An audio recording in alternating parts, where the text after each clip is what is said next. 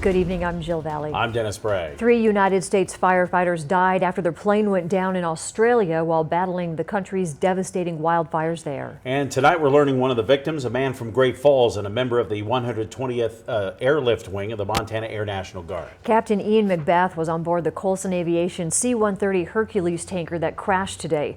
In a release, Colson Aviation says the 44-year-old was a highly qualified and respected C-130 pilot with many years of experience fighting fires.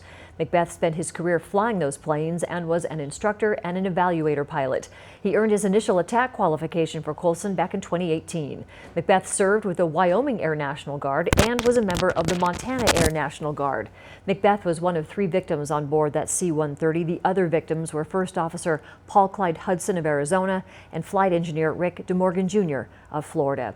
Now, the 3 were there to help battle the dozens of fires that are burning all across Australia. CBS News' Jamie Yukas explains what happened in the crash that claimed these 3 lives.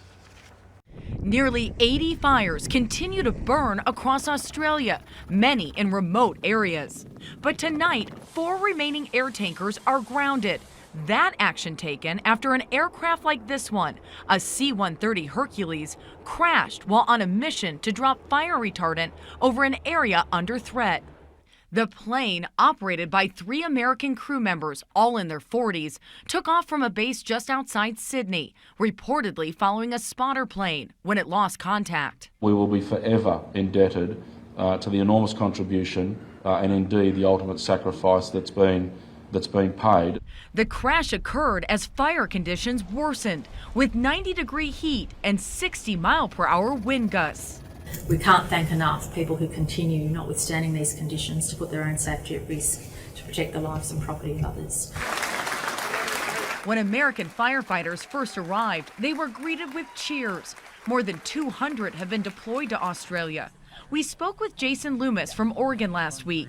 He continues to fight the fires with other U.S. ground crews. We weren't knowing for sure what we were getting into. We just knew that it was chaotic and it was bigger and greater than anything we had ever seen.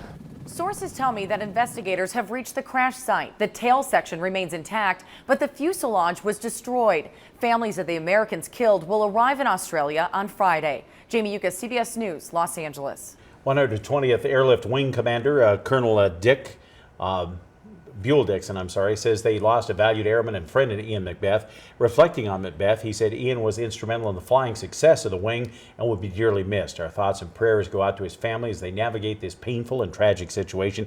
It's never an easy thing to manage. The loss of a brother in arms affects us all. Colonel Dixon goes on to let airmen know they're not alone as they process their grief and lean on one another as they navigate this loss.